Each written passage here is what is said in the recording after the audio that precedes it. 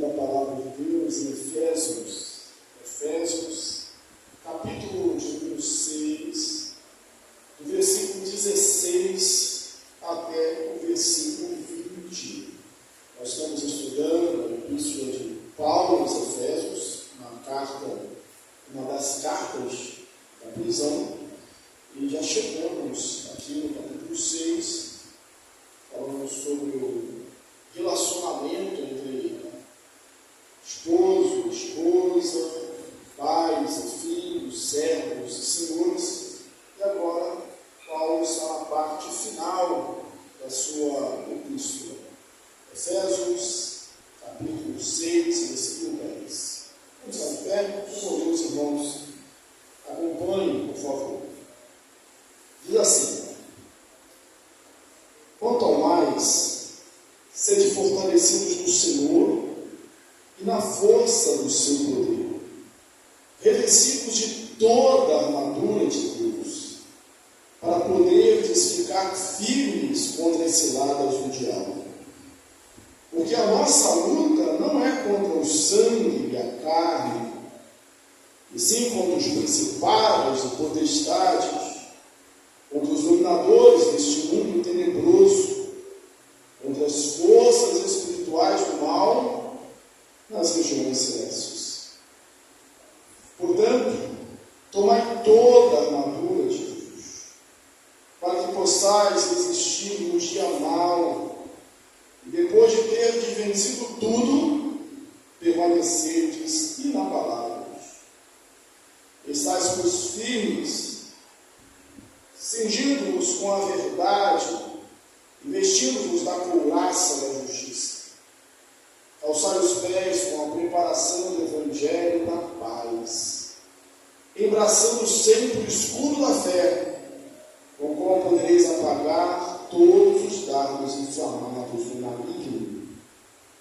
Tomai também o capacete da salvação e a espada do Espírito, que é a palavra de Deus, com toda oração e súplica, orando em todo o tempo no Espírito, e para isso vigiando com toda a perseverança e súplica por todos os santos, e também por mim, para que me seja dada, no abrir da minha boca, a palavra, para, com intrepidez, fazer conhecido o mistério do Evangelho, pelo qual sou embaixador em cadeias, para que em Cristo eu seja usado para falar como me cumpre fazer. Amém? Sentai-vos, irmãos. Texto maravilhoso da palavra de Deus, um texto de aplicação muito prática para a nossa vida diária, muito necessária para a nossa vida diária. Paulo se aproxima, como eu disse, da conclusão da sua epístola. Ele começa esse trecho que nós lemos com a expressão quanto ao mais. Ele dá uma porção de orientações, ele começa a falar da grandeza do Evangelho, do amor de Deus, que ele destinou antes da fundação do mundo, da graça que nós, que outrora estávamos mortos, agora estamos vivos em Cristo. Fala que ora o Senhor, no capítulo 3, assim que ele glorifica a Deus. E aí, na parte prática, nós vemos conselhos em relação à nossa vida, as coisas de família, de pais e filhos, esposa, esposo, e empregados, e empregadores, os servos e senhores.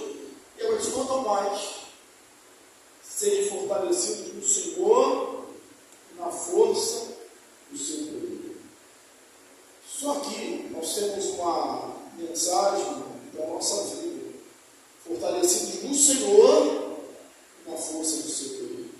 Fortalecidos, porque nós não podemos nos fortalecer a nós mesmos. Nós dependemos da força que vem de Deus. E você sabe, nós lemos, o texto bastante conhecido, vai ser descrito como uma batalha espiritual. Uma batalha que é renhida, uma batalha que é feroz. E para isso, nós precisamos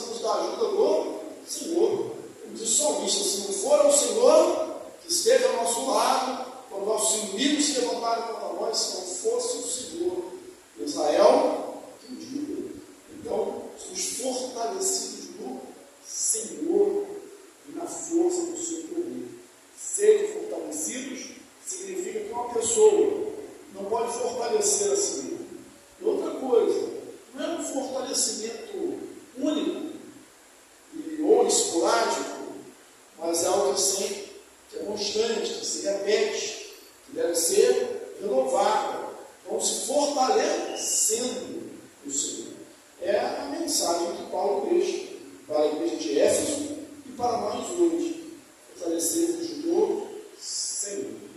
Além disso, seria de se esperar que a frase fosse assim: serem fortalecidos pelo Senhor. Se nós fôssemos escrever, possivelmente escreveremos assim, não é verdade? Serem fortalecidos pelo Senhor. Mas a tradução é no Senhor. Ainda que pelo Senhor, pode expressar a verdade, nós somos fortalecidos pelo Senhor. Mas o fato é que quando nós estamos em união com Deus, ligados a Ele, por isso a ênfase no Senhor. Mas um pouco à frente, nós lemos, e vamos chegar lá na explicação, a gente fala no Espírito, né, ao invés de pelo Espírito. No Senhor, que nós estamos ligados a Ele. E quando estamos em intimidade, em proximidade, quando Ele é o nossa atmosfera, quando Ele é o ar que nós respiramos, quando nós estamos como que nadando nele, por assim dizer, nós estamos fortalecidos. E aí, nada pode contra. Vou lembrar de João, 1 João, capítulo 2, versículo número 14, texto bastante conhecido, especialmente pelos jovens, bastante citado em encontros de jovens. Filhinhos, eu vos escrevi porque conheceis o Pai. Pais, eu vos escrevi porque conheceis aquele que existe desde o princípio. É a parte mais conhecida. Jovens, eu vos escrevi porque sois fortes e tendes vencido maligno. E a palavra de Deus permanece em vós. Jovens, eu vos escrevi porque a palavra de Deus permanece em vós e tendes vencido maligno. Quando a palavra permanece em nós, quando nós permanecemos em Deus, na palavra, nós vencemos todas as coisas. Então, por isso, a expressão no Senhor. E aí vem, revestíveis de toda a armadura de Deus. É o fortalecimento necessário. Se a batalha é feroz, se o mundo, ele conspira, é cruel, para aguentar essa batalha espiritual, nós precisamos de toda a armadura de Deus. Então, nós vamos nos revestir de toda a armadura de Deus para poder estar firmes contra as ciladas do diabo, revestidos de toda a armadura de Deus. Só com ela, com essa armadura, e com toda a armadura, ou seja, com todas as partes da armadura, com todas as peças da armadura, com a totalidade da armadura, nós podemos resistir. Observe que a palavra firme, ou resistir, firme, aparece algumas vezes aqui no texto.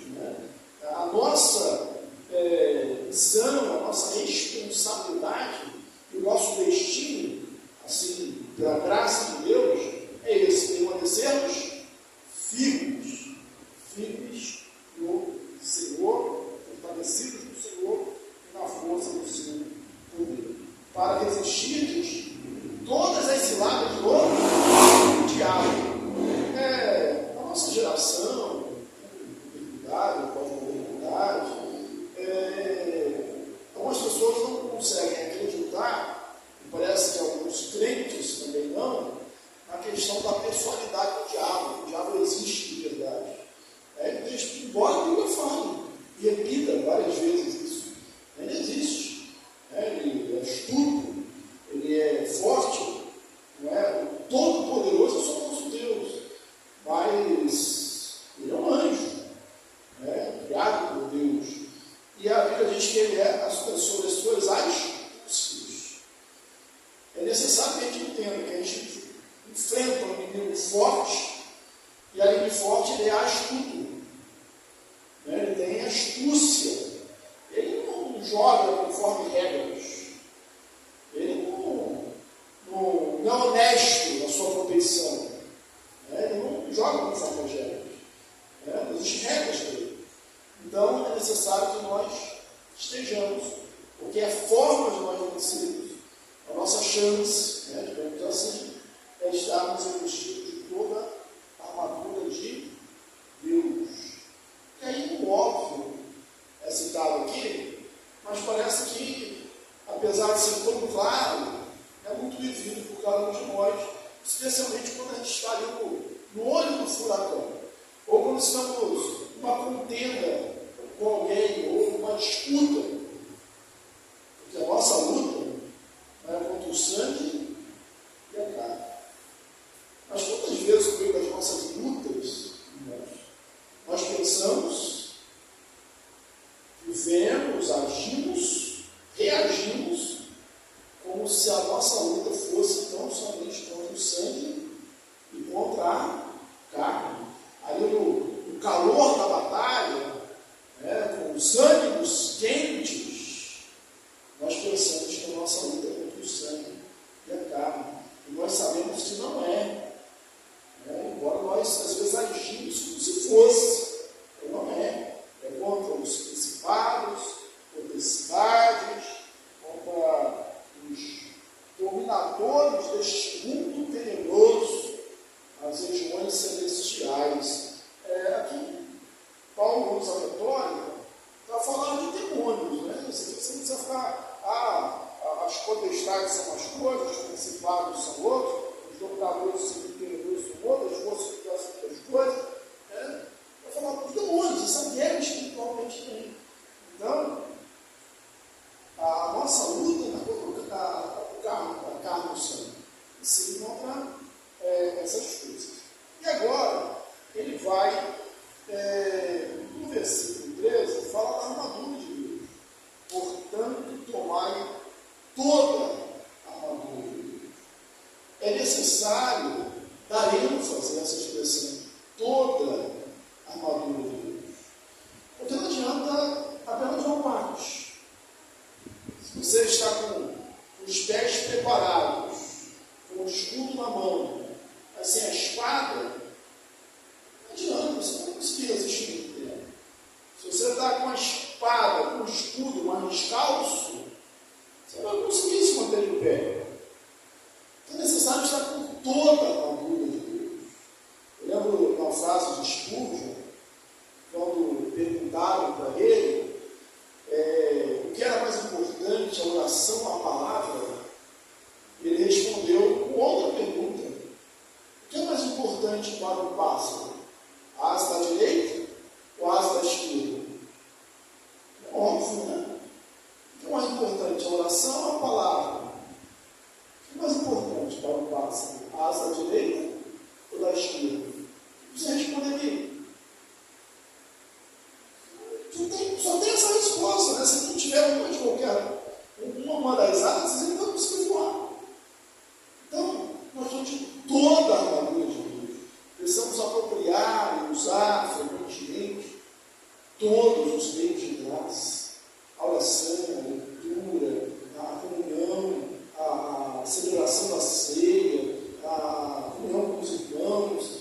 Precisamos usar todos os meios de graças que Deus nos dá para estarmos fortalecidos. Precisamos tomar toda a armadura de Deus para poder resistir no dia mal.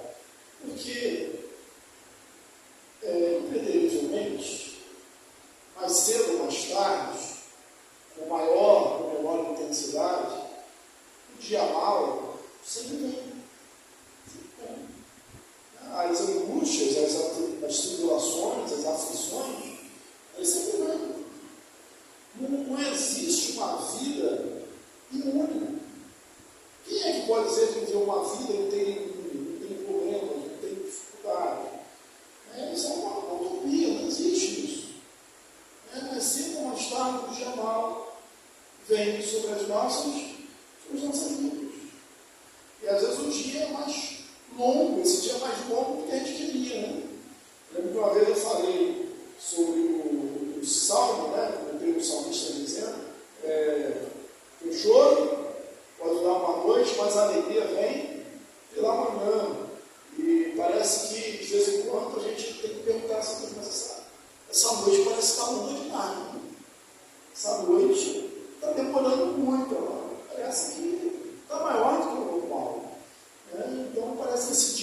vezes também demora muito tempo. A gente vai passando ali no vale da sombra da morte, mas sem entender o que ele está, o dia não vem. Olha a diferença. Com a armadura de Deus, vai vencer tudo e permanecer inabalável. Semana agora, no domingo, a mensagem foi sobre Mateus 13, o semeador, a semente. Mas eu falei, olha, o problema não está na semente.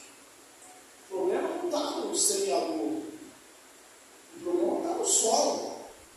Não tem nada de errado com o semeador. Não tem nada de errado com a semente. O bom homem, porém, não está errado. É o que nós estamos ensinando.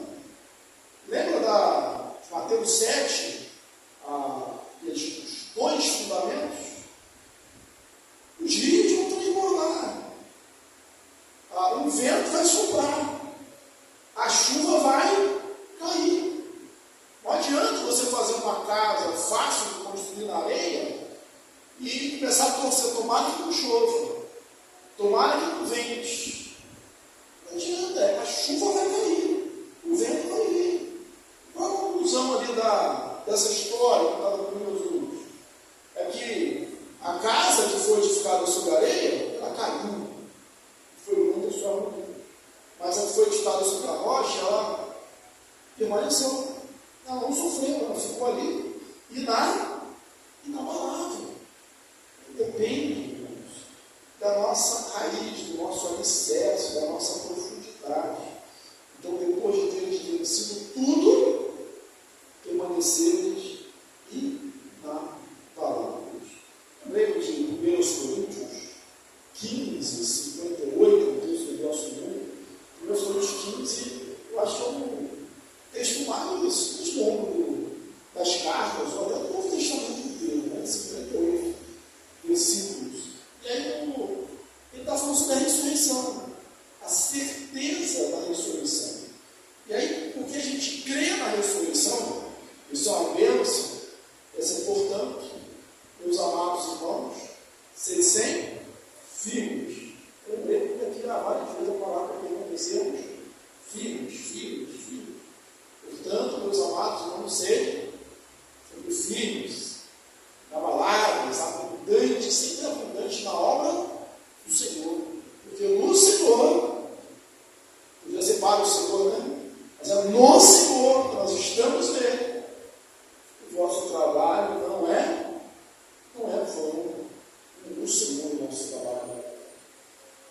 Aí vai descrever aqui a armadura.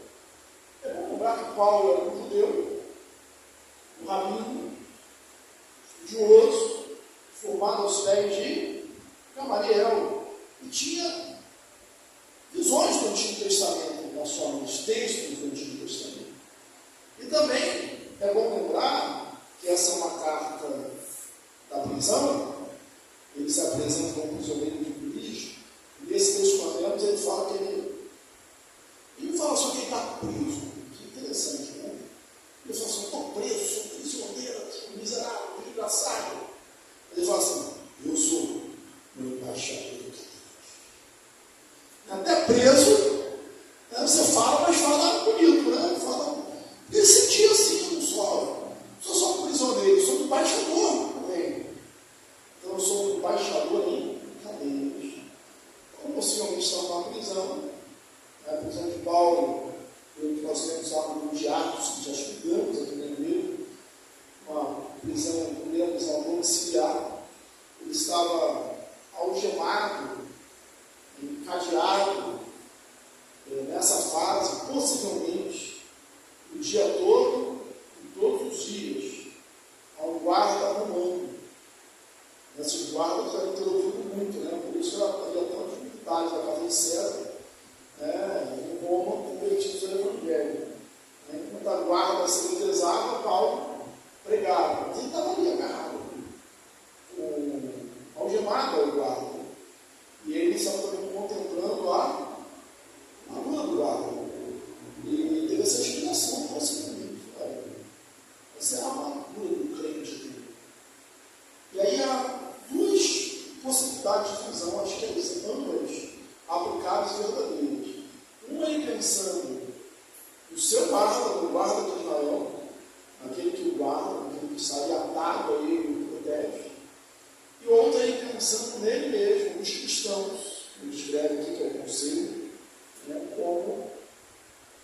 direciona o combate, como guerreiros.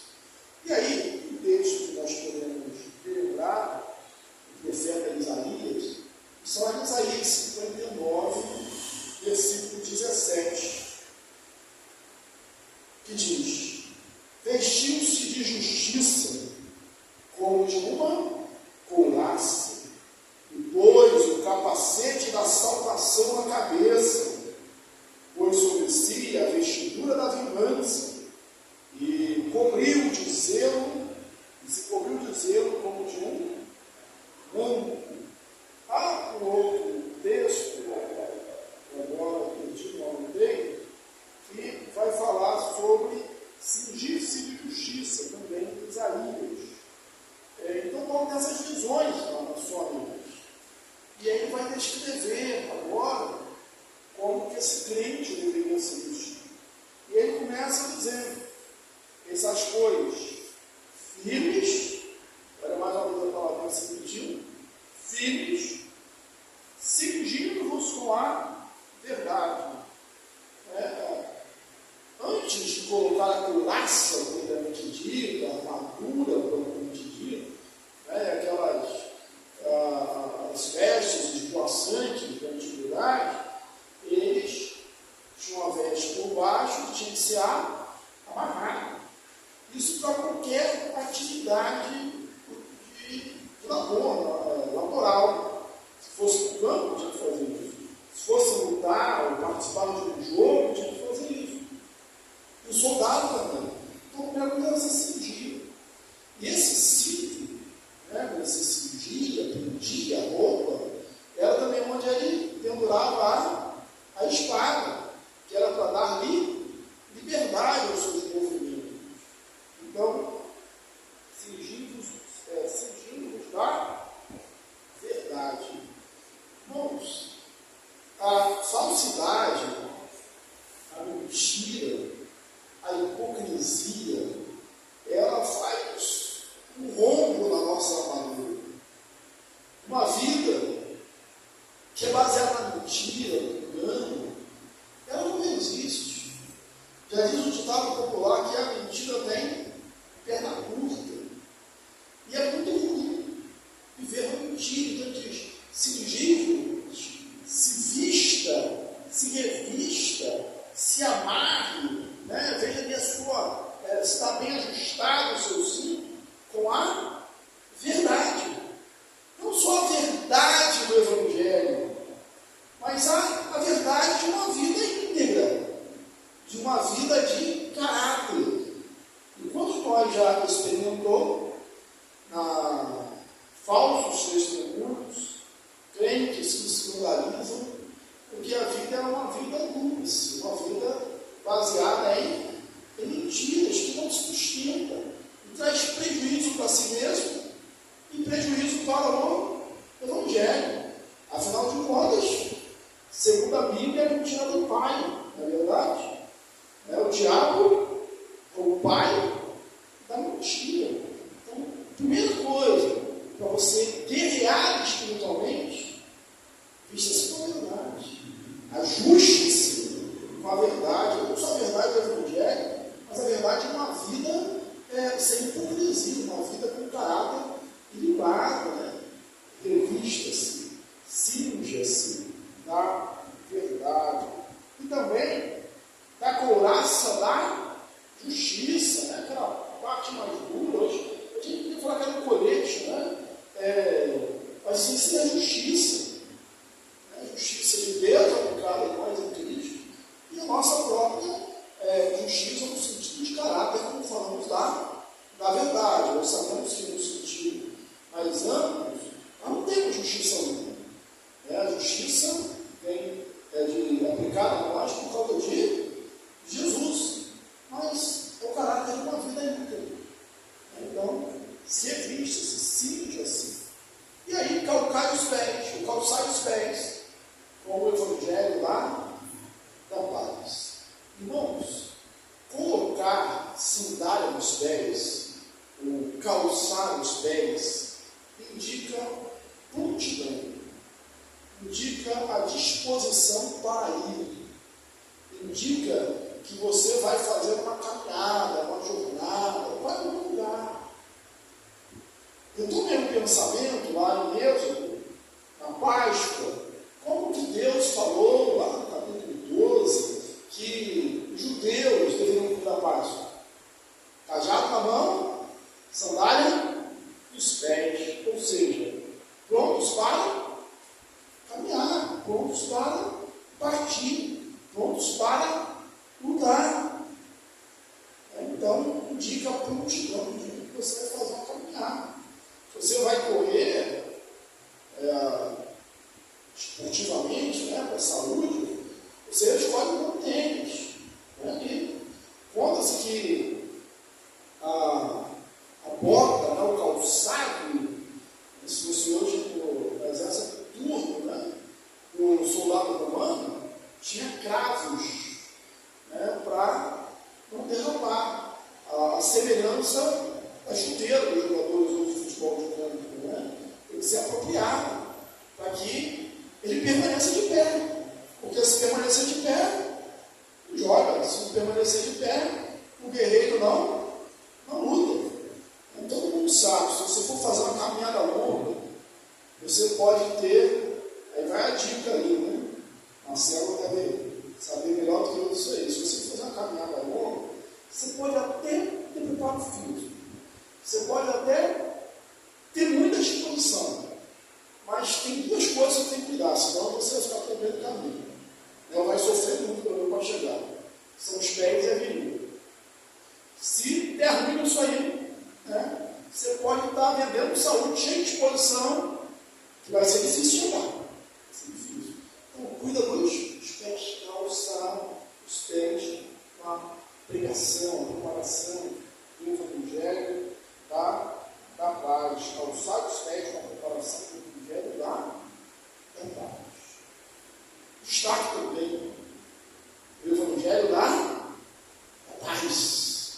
O Evangelho da paz.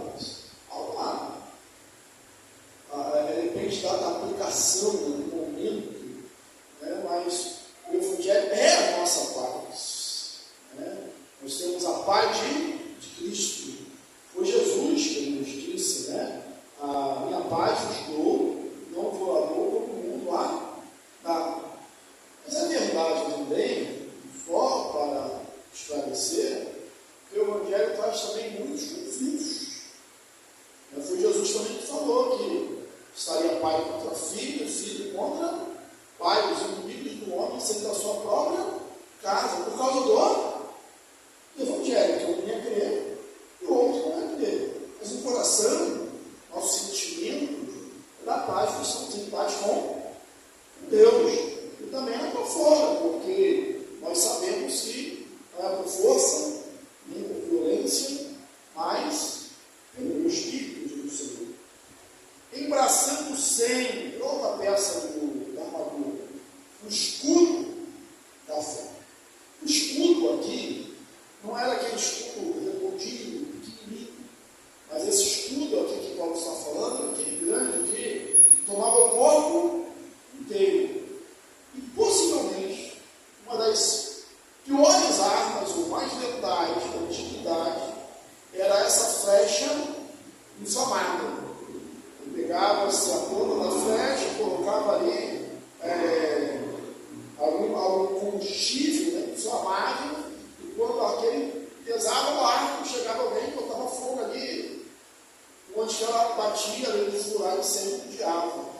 Então, o escudo do guerreiro, ele era preparado não só para aparar a flecha, mas era de material resistente suficiente para que essa flecha apagasse.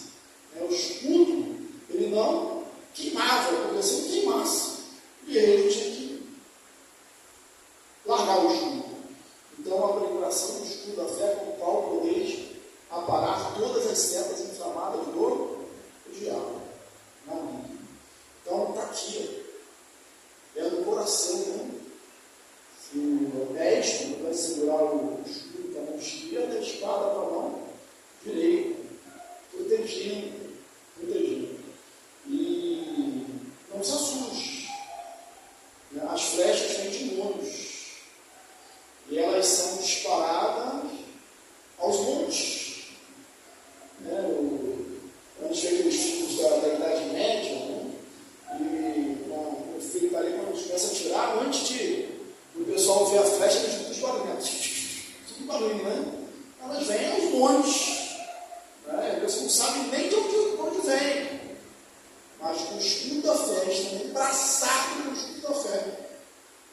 apagar todos os laços trágicos e inflamados do maligno. Agora, não pode soltar o escudo, né? Ele está ali, como diz aqui no texto, embraçando o escudo da fé. Ele não mata. Aqui é um guerreiro que dorme com a armadura, né, que está sempre em vigilância. Afinal de contas, foi Jesus que ensinou aos seus discípulos, por algumas ocasiões, algumas vezes, para que eles estivessem atentos, né? Vigiai, orai e vigiai. O inimigo está por perto, o dia está próximo, sempre vigiai. Tomai também o capacete da salvação, a peça importante, como nós já lemos aqui, Isaías 59, 17, o capacete é da salvação.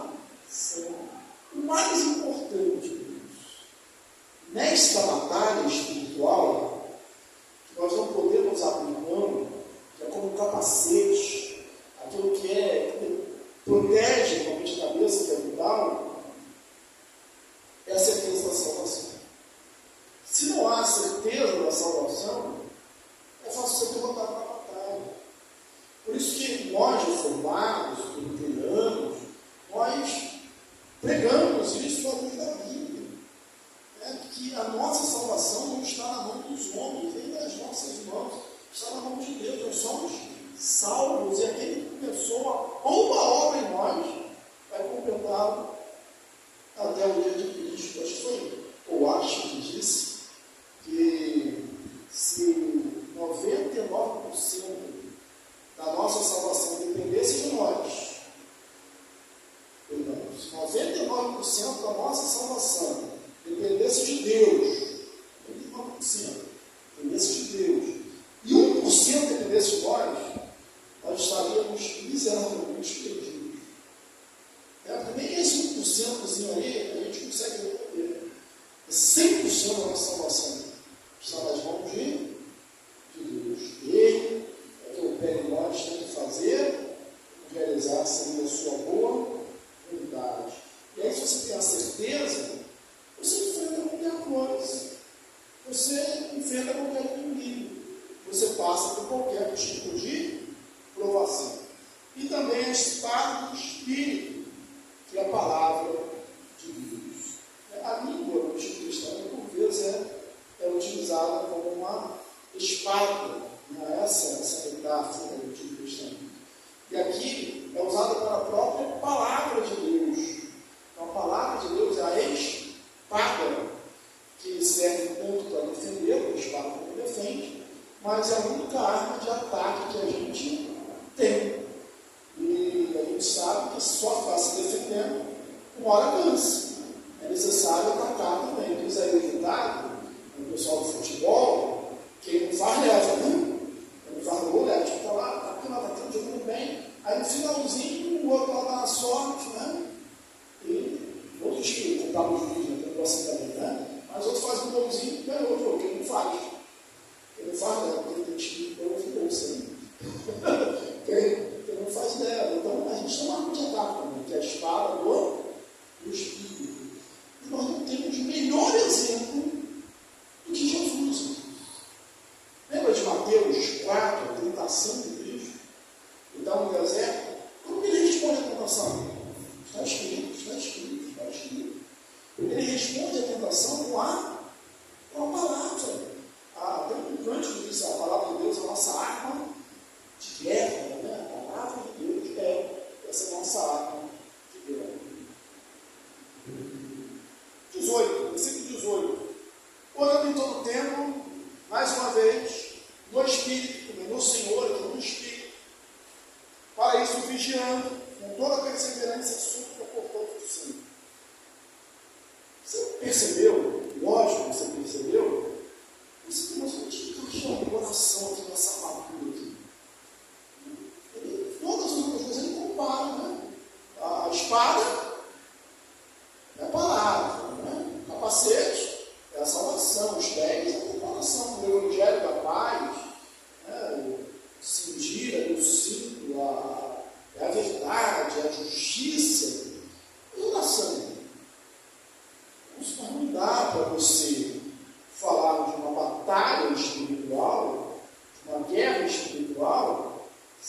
da oração.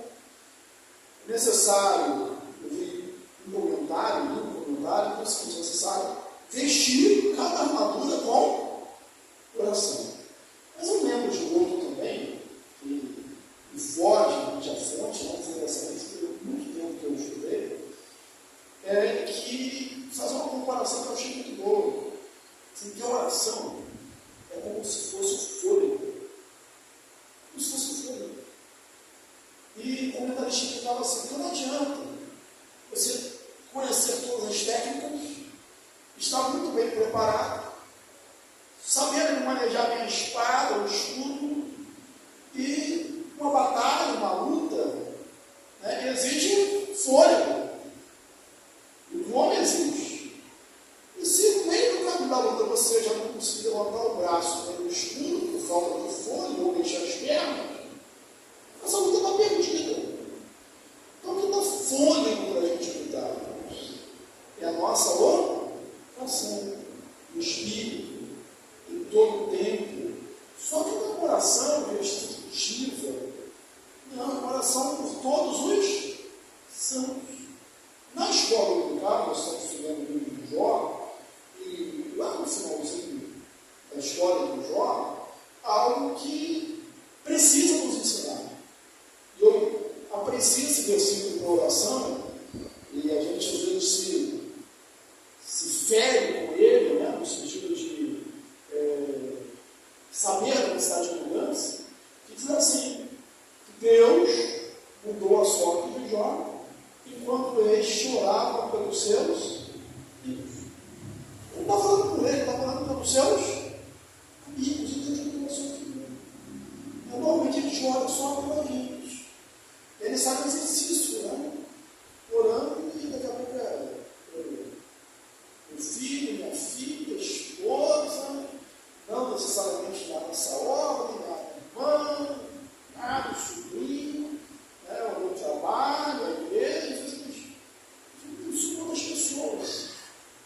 A gente tem muita dificuldade fazendo isso. Tinha uns irmãozinhos antigamente, que é bom fazer mesmo, né? Anotava no caderno, né? Porque depois você vai olhando ali, vai lembrando. Algumas pessoas têm que cuidar com isso. É por todos os santos. Orar por toda a igreja. Em todo o tempo. E olha a humildade de Paulo. Paulo é um herói, Paulo é um guerreiro. Paulo é um apóstolo. Mas ele diz, e também como se você está preso, a prisão desmoraliza. A prisão vai aumentar o temor de qualquer um. E são presos, está sofrendo a prisão.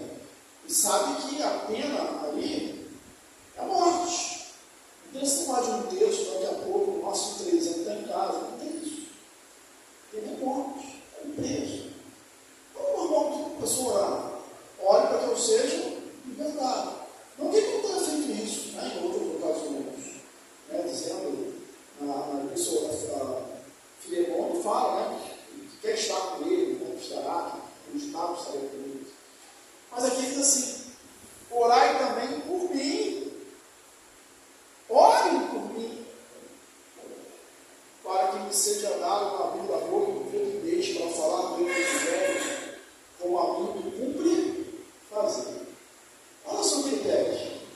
Não, peço aos irmãos, olhem por mim, para que eu nos conheça, para que mesmo aqui, toda vez que eu abrir a minha boca, eu fale como tenho que Deus. Quando nós olhamos pede oração assim, estou com um problema no trabalho, uma suposição, e a oração e fala assim: eu quero que ore lá, eu estou com um problema no trabalho, ou estou sendo perseguido, ou tenho uma dificuldade da mente que não consegue resolver, está dando cortes. Olha comigo no meu trabalho, porque toda vez que eu abro a boca ali, vocês me dão um tempo de para falar com Deus. É a diferença. Mas o Paulo está fazendo. Está enfermo, está lá na cirurgia. Aí, irmãos, orem por mim, para se usar. Então, orem por mim, para que quando eu estiver acordado, eu perturbe esses médicos que falam com Jesus Salvador. Você não fala isso? coisa, eu digo, foi bem sugerido. E doutor, você vai aceitar Jesus?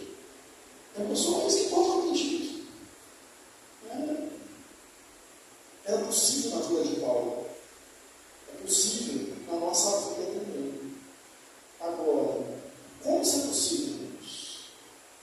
Da mesma forma que é possível a gente resistir. É que a gente seja fortalecido no Senhor. Porque, Senhor, fortalece a minha vida. Senhor, aviva a tua obra. Senhor, faz arder o meu coração. E dá-me espontaneidade.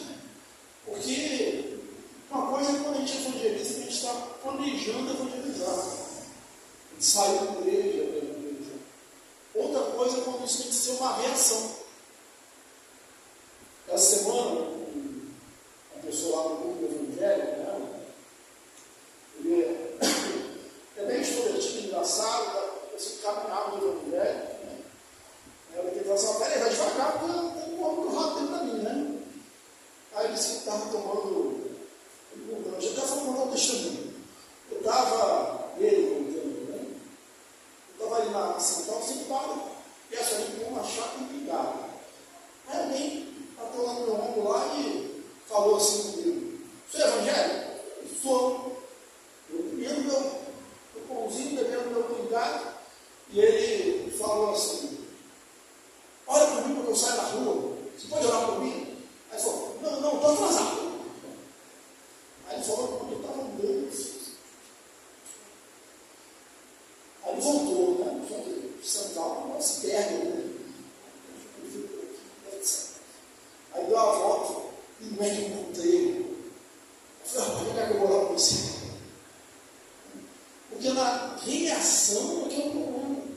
Eu já falei isso aqui durante o show sobre a palavra, sobre a conversa. Essa eu gosto quando a gente planejou, está tudo nos conformes. O problema é a reação. E é de repente que vem a oportunidade. Então, Senhor, me dá esse avivamento, esse despertamento, para que no abrir da minha boca eu tenha intrepidez, coragem, duas coisas que Paulo pede, e que é só pedir também a Deus: sabedoria para pegar o Evangelho, coragem para pegar o Evangelho. Sabedoria e coragem. Porque para todo crente, se a gente perguntar: você daria a vida com Jesus? Se colocasse a guilhotina na minha cabeça, eu não é negar Jesus. Mas e no dia a dia, nessas correrias